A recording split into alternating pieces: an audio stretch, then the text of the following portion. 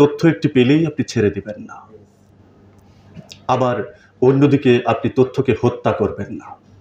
অর্থাৎ তথ্য যখন আপনার কাছে আসবে এটিকে ভালোভাবে লালন পালন করবেন, এটি পরীক্ষা নিরীক্ষা করবেন, এটি স্ক্যান করবেন, কোনো অবস্থাতেই ভুল তথ্য পরিবেশন করবেন না। এতে আপনি ক্ষতিগ্রস্ত হবেন, জাতি ক্ষতিগ্রস্ত হবে, যারা সংশ্লিষ্ট এই তথ্যের স্টেক হোল্ডার তারা ক্ষতিগ্রস্ত হবে, এবং এই ক্ষতি আমরা কখনো পুষিয়ে দিতে পারবো না। চতুর্থ বিষয়টি আমি দৃষ্টি আকর্ষণ করছি, আমরা সাংবাদিকতায় বস্তুনিষ্ঠতার কথা জানি এবং বস্তুনিষ্ঠতার প্রতি জোর দেওয়া হয়। আমি ব্যক্তিগতভাবে যতটা না বস্তুনিষ্ঠতার উপরে জোর দিতে চাই তার চেয়ে বেশি জোর দিতে চাই সত্যনিষ্ঠতার উপরে, কারণ বস্তুনিষ্ঠতার মধ্যে সত্যের অনুপস্থিতি থাকতেও পারে। অতএব আপনি তথ্যটি যেমন দেখবেন এটি বস্তুনিষ্ঠ কিনা, অপরদিকে দেখবেন এই তথ্যটি সত্যনিষ্ঠ কিনা, কারণ আপনি সাংবাদিক কারো পক্ষের নন, তবে আপনি অবশ্যই সত্যের পক্ষে অবস্থান করবেন। যেই তথ্য সত্য নয় সেই তথ্য আপনি পরিবেশন করবেন না। পঞ্চম বিষয়টি যে আপনাকে জ্ঞাতে হোক আর অজ্ঞাতে হোক কখনোই আপনি পক্ষপাতমূলক আচরণ করবেন না। আপনি থাকবেন ন্যায়ের পক্ষে। কোনো ব্যক্তি, কোনো গোষ্ঠী, কোনো স্বার্থ, কোনো রাজনীতি, কোনো আদর্শ, কোনো কিছুর পক্ষ আপনি অবলম্বন করবেন না। সংবাদ পরিবেশনের ক্ষেত্রে গতানুগতিক সংবাদ পরিবেশনের চেয়ে আপনি সবসময় স্পেশাল সংবাদ পরিবেশনের দিকে নজর দিবেন। মফস্বলে যারা সাংবাদিকতা করেন তাদের অনেকেরই ধারণা হলো মিছিল নাই, মিটিং নাই, জনসভা নাই, তাহলে হয়তো কোনো নিউজ নেই। কিন্তু আমি সংবাদকর্মীদেরকে এবং সাংবাদিকতা বিভাগের ছাত্রদেরকে যেটা জোর দিয়ে বলে থাকি সেটি হচ্ছে, সংবাদের জন্য যেমন বিষয় দরকার, সংবাদের জন্য যেমন ঘটনা দরকার, ঠিক তেমনিভাবে বিষয় এবং ঘটনার অনুপস্থিতিও সংবাদ হয়, বরং সেটি বিষয় এবং ঘটনার চেয়ে অনেক বেশি শক্তিশালী সংবাদ হতে পারে। এটি সাংবাদিকের চিন্তা চেতনা এবং তার সংবাদ মনস্কতার উপরে নির্ভর করবে। আপনি নিজেকে সংবাদ শিকারী হিসেবে মনে করবেন না, আপনি নিজেকে মানবিক হিসেবে মনে করবেন। আমাদের দেশে সংবাদকর্মীদেরকে আমরা অনেক সময় দেখি যে তারা কিভাবে শিকারীর মতো সংবাদকে শিকার করা যায়, সেখানে মানবিকতা যদি হারিয়েও যায় সেদিকে তার নজর নেই। আপনাকে মনে রাখতে হবে, প্রথম আপনি মানুষ, তারপরে আপনি সাংবাদিক। অতএব আপনাকে সংবাদ পরিবেশনের ক্ষেত্রে অবশ্যই প্রথম মানবিকতার চিন্তাটি মাথায় রেখেই আপনাকে সংবাদ পরিবেশন করতে হবে, যেহেতু আপনার সংবাদ পরিবেশনা হচ্ছে গণমানুষের জন্য।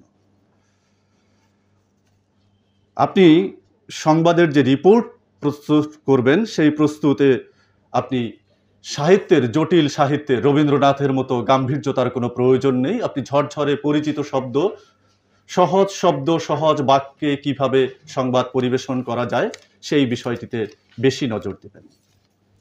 এজন্য বাক্য যেমন সহজ হবে, সরল হবে, ঠিক তেমনিভাবে বাক্যকে ছোট ছোট করতে হবে, কারণ আমাদের সংবাদপত্রের যারা পাঠক তারা একদিকে সামান্য অক্ষর জ্ঞান সম্পন্ন, আবার অপরদিকে পণ্ডিত ব্যক্তিও রয়েছেন। কিন্তু আপনাকে বিবেচনায় রাখতে হবে আমার এই প্রতিবেদনটি যাতে যিনি সামান্য অক্ষর জ্ঞান সম্পন্ন তিনিও যাতে বুঝতে পারেন। অতএব আপনার সংবাদ প্রতিবেদন হবে সব ধরনের পাঠকের জন্য। এরপরে যে বিষয়টিতে আমি দৃষ্টি আকর্ষণ করছি সেটি হচ্ছে আপনাকে আইন এবং নীতি অবশ্যই মেনে চলতে হবে। প্রচলিত রাষ্ট্রীয় আইন এবং নীতি বলতে সাংবাদিকতার নীতি, তার পাশাপাশি আমাদের সামাজিকতার যে রীতি রয়েছে সেই রীতিকেও আপনাকে গুরুত্ব দিতে হবে। আমাদের দেশে সাংবাদিকদের সম্মান অনেকাংশে হারিয়েছে তারা তো চমৎকারী হওয়ার কারণে। এজন্য আমি আপনাদেরকে বিনীতভাবে অনুরোধ রাখব, আপনারা কখনোই নিজেদেরকে তো চমৎকারী হিসেবে বিবেচিত করানোর মতো কোনো ধরনের পদক্ষেপ, কোনো ধরনের কার্যক্রমে অংশগ্রহণ করবেন না। এতে আপনার সম্মান ক্ষুণ্ণ হবে। অপরদিকে আপনি যদি নিজের ব্যক্তি সত্তাকে সমুন্নত রাখতে পারেন তাহলেই আপনি ব্যক্তি নিজে সম্মানিত হবেন, আপনার গণমাধ্যম সম্মানিত হবে এবং শক্তিশালী হিসাবে আবির্ভূত হবে। আর সাংবাদিকতায় আমাদের অনেকেই আছেন যাদেরকে আমরা বলতে পারি আধু ভাইয়ের মতো, যে উপজেলা প্রতিনিধি হিসেবে তিনি কাজ শুরু করেছেন, ৩০ বছর হয়ে গেছে, এখনো তিনি উপজেলা প্রতিনিধিই রয়েছেন। আপনাকে একটি গোল নির্ধারণ করতে হবে, আমি যেই পত্রিকায় সাংবাদিকতা করি, সেই পত্রিকার আমি কবে সম্পাদকের যোগ্যতা অর্জন করব। আমি ব্যক্তিগতভাবে উদাহরণ হিসেবে আপনাদেরকে বলতে চাই, আমি যখন মফস্বলে উপজেলা প্রতিনিধি হিসেবে সংবাদপত্রে কাজ করতাম, তখন আমার মাঝে একদিন চিন্তাটা এরকম আসলো যে আমি কবে পত্রিকার সম্পাদক হতে পারবো। এরপরে আমার কাছে মনে হলো আমি তো শুধু লিখি, কিন্তু লেখা কথার চেয়ে এই লেখা কথা টেলিভিশনে যে পড়ে, আমি যদি কোনোদিন পড়তে পারতাম। আমি তখন শুধু ছিল বাংলাদেশ টেলিভিশন। আমি বাংলাদেশ টেলিভিশনের সংবাদ উপস্থাপকদের দিক থেকে তাকিয়ে আমি অনেকটা স্যার হতাশ হলাম যে এখানে সুন্দর চেহারার অধিকারী যারা ধবধবে ফর্সা, কেমন তাদের জন্যই এখানে জায়গাটি রয়েছে। অতএব আমার মতো দেখতে কম সুন্দর, আমি অসুন্দর বলবো না, যেহেতু আল্লাহ বলেছেন আহসানি তাকবিম, আল্লাহ প্রত্যেককেই সুন্দর করে তৈরি করেছেন, কিন্তু আমি ওইভাবে আকর্ষণীয় সুন্দর চেহারার অধিকারীও নই এবং আমি ধবধবে ফর্সাও নই। অতএব বিটিভিতে আমার জায়গা হওয়ার কোনো সম্ভাবনা নেই। কিন্তু একদিন আমার কাছে মনে হলো, আমি বলে উঠলাম ইউরেকা ইউরেকা, অর্থাৎ আমি একটি চায়ের দোকানে বসে চা খাচ্ছিলাম, দেখলাম আমার চেয়েও রঙে কালো এমন একজন ব্যক্তি সংবাদ উপস্থাপনা করছে। তখন আমার আত্মবিশ্বাস বেড়ে গেল, আমার দ্বারাও সম্ভব, আমি টেলিভিশনের সংবাদ উপস্থাপক হতে পারবো। এই চেষ্টা থেকে আমি জাতীয় গণমাধ্যম ইনস্টিটিউটে এসে স্যার টেলিভিশনের সংবাদ উপস্থাপনার উপরে আমি কোর্স করি, প্রমিত বাংলা উচ্চারণের উপরে আমি কোর্স করি। এই উচ্চারণ রীতির কোর্সটি করতে গিয়ে আমাকে তখনকার বিটিভির সংবাদের পরিচালক ছিলেন স্যার হাসিম রেজা, উনি তখন গণমাধ্যম ইনস্টিটিউটের প্রশিক্ষণের পরিচালক হিসেবে আমার ওই প্রশিক্ষণের সময় দ্বিতীয় দিন উনি আমাকে বের করে দিতে চাইলেন, বললেন আপনাকে দিয়ে হবে না, আপনার প্রচন্ড আঞ্চলিকতা, আপনি বরিশালের মানুষ, আপনাকে দিয়ে সংবাদ উপস্থাপনা হবে না। আমি জোর করে থাকলাম, বেহায়ার মতো একদম। কোর্সটি সম্পন্ন করলাম, আমাকে পাশের সার্টিফিকেট দিল না, আমাকে শেষে সার্টিফিকেট দিল অংশগ্রহণকারী হিসেবে। আমি এরপরে বদরুল আলম স্যারকে ধরলাম, প্রতিরক্ষা মন্ত্রণালয়ের সচিব, ওনাকে বললাম স্যার আমাকে শিখতেই হবে। আমি ভাস্বর বন্দ্যোপাধ্যায়কে ধরলাম, আমাকে শিখতেই হবে। আমি যখন গ্রামের বাড়িতে থাকতাম, সেখানে বসে আমি টেলিফোন স্ক্রিপ্ট পড়ে এদেরকে শোনাতাম যে স্যার আমার উচ্চারণে কোথায় ভুল, অনুগ্রহ করে আমাকে বলে দিন। একদিন আমার সাথে দেখা হলো আমার পটুয়াখালীর ভদ্রলোক, উনি সংসদ সচিবালয়ের সচিব, এক সময়ে পাশাপাশি 2 রুমে তথ্য মন্ত্রণালয়, রাতে থাকছিলাম, দেখা হলো, কথা হলো। উনি বললেন যে আপনি যেহেতু টেলিভিশনে চেষ্টা করেন, কখনো প্রয়োজন হলে আমাকে বলবেন, আমি ফোন করে দেব। আমি বললাম স্যার আমি আপনাকে তখনই অনুরোধ করব যখন আমি জানবো আমি টিকে গেছি, আপনি শুধু ফোন করে বলবেন আমার ছেলেটি টিকে গেছে, তাকে বাদ দিবেন না। আমি 1250 ক্যান্ডিডেটের মধ্যে পরীক্ষা দিলাম।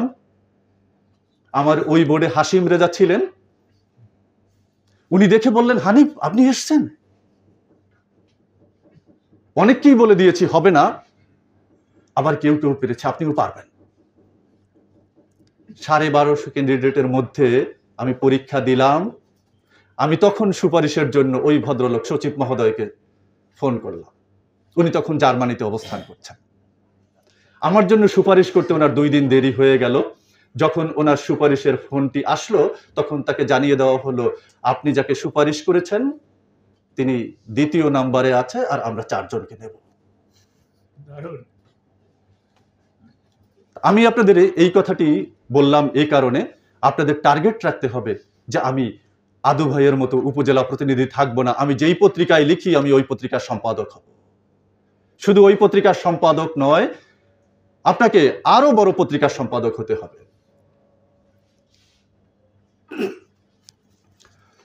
আমাদের সংবাদ পাঠক হিসেবে স্যার আমরা চিনি সরকার কবির উদ্দিন, ব্রাক বিশ্ববিদ্যালয়ের একটি সেমিনারে উনি এসেছিলেন, একবার আমিও ছিলাম।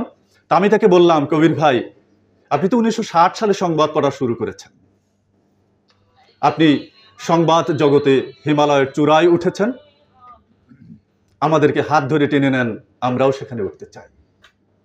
উনি উত্তরে বললেন, হানিফ হিমালয়ের চূড়ায় উঠলে চলবে না, এই চূড়াকে অতিক্রম করতে হবে। আমি ওনার এই কথায় আরো বেশি আত্মবিশ্বাসী হলাম। আমি চাই আজকের এই প্রশিক্ষণের বড় বিষয়টি হোক আপনাদের আত্মবিশ্বাস বেড়ে ওঠা। অন্যরা যা পারে আপনিও তা পারবেন, শুধু তাই নয় আপনি আরো অনেক বেশি ভালো পারবেন। এবারে আমি সময় কম, একেবারে শেষের দিকে সংবাদ প্রতিবেদনটি ভালো করে লেখার জন্য কয়েকটি বিষয় দৃষ্টি আকর্ষণ করছি যে কিভাবে আপনি ভালো প্রতিবেদন তৈরি করবেন। প্রথম হচ্ছে আপনি যেই প্রতিবেদনটি তৈরি করবেন ওটি কাগজে কলমে লেখার আগে আপনার মাথায় আপনি লিখুন। ঘটনা চিত্রটি চিত্রায়িত করুন আপনার ব্রেনের মধ্যে, তারপরে আপনি কলমের সাহায্য নিন, তাহলে এই রিপোর্টটি সাবলীল হবে, সুন্দর হবে এবং পূর্ণতা পাবে। দ্বিতীয় বিষয়টি হচ্ছে আপনি ঘটনাটি আয়ত্ত করলেন, তারপরে এটি কিভাবে বলবেন। আপনারা 5W1H এই বিষয়টি ভালোভাবে শিখেছেন, উল্টো পিরামিড শিখেছেন, কিন্তু এই 6টি প্রশ্নের কোন প্রশ্নটিকে আগে পাঠকের কাছে আপনি ছুড়ে দিবেন এটি আপনি আগে নিজে ঠিক করুন, এবং সেটি কেন দিবেন সেটিও আগে ঠিক করুন। আপনার বলার ধরনটি কি রকম হবে, আপনার সূচনাটি কি রকম হবে, আপনি কি বর্ণনামূলক সূচনা দিবেন না আপনি প্রশ্নমূলক সূচনা দিবেন। এই সূচনাগুলো আপনাকে ঠিক করে এভাবে বলবার ধরনকে ঠিক করে আপনাকে রিপোর্ট তৈরি করতে হবে। আর আপনি যা লিখবেন সেটি প্রকাশের জন্য লিখবেন। এখন আপনার খাতার মধ্যে, আপনার পাতার মধ্যে, কিন্তু ভাববেন এটি কালকে সংবাদপত্রের পাতায় আসবে, লক্ষ কোটি মানুষ দেখবে। অতএব এই লেখা দেখে যাতে তারা আপনার নেতিবাচক সমালোচনা করতে না পারে, বরং আপনাকে বাহবা দেয়, আপনি উৎসাহিত হন, আপনি সেই চিন্তা নিয়ে লিখুন। আর এর আগে কথাটি আমি বলে গিয়েছি, সেটি হচ্ছে বস্তুনিষ্ঠ এবং সত্যনিষ্ঠ, এই দুটো বিষয়ই আপনাদেরকে সতর্ক থাকতে হবে। আর সত্যনিষ্ঠ বিষয়টি পরবর্তীতে যদি কখনো বিস্তারিত আমরা ব্যাপক সময় পাই তাহলে আমরা বিস্তারিত আলোচনা করব। পরের যে বিষয়টি, রবীন্দ্রনাথ ঠাকুর এবং পল্লী কবি জসীমউদ্দিন, দুইজনই কবি, কিন্তু জসীমউদ্দিনের কবিতা আমাদের শিশুরা যেমন সহজে বুঝতে পারেন, রবীন্দ্রনাথ ঠাকুর তার চেয়ে বড় মাপের কবি হলেও কিন্তু বুঝতে পারেন না।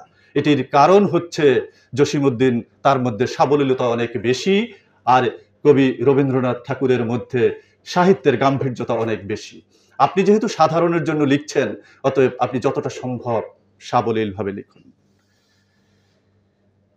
আমরা সংবাদপত্রে ট্রায়াল করে থাকি, এতজন চোর, এতজন ডাকাত, এতজন বাটপার, এতজন রাজাকার, এতজন সন্ত্রাসী, এতজন বিচ্ছিন্নতাবাদী, তাদের বিরুদ্ধে আমরা রিপোর্ট করি, কিন্তু আদালতের রায় না হওয়া পর্যন্ত আমরা এইসব নেগেটিভ কথা কারো ব্যাপারেই বলতে পারি না। আরো বড় কথা হলো, এখন সারা পৃথিবীর আদালত এমন হয়েছে, আদালত রায় দিলেও আপনি বিবেকবান হলে আপনি তাকে চোর, ডাকাত, বাটপার এইগুলো বলতে পারবেন না, কারণ আদালতও বায়াসড হয়ে দেখা যায় প্রস্তুতকৃত রায় লিখে দেন, সেই ব্যক্তি ওই দোষের ছিটাফোঁটাও তার মধ্যে নেই, তারপরেও তিনি সেই দোষে দোষী সাব্যস্ত হতে পারেন, কিন্তু প্রকৃতপক্ষে ওই ব্যক্তি দোষী নয়। অতএব এই ক্ষেত্রেও আপনি লিখুন, আদালতের রায়ে তাকে বলা হয়েছে, আপনি কখনো কাউকে খারাপ অভিধায় অভিযুক্ত করবেন না।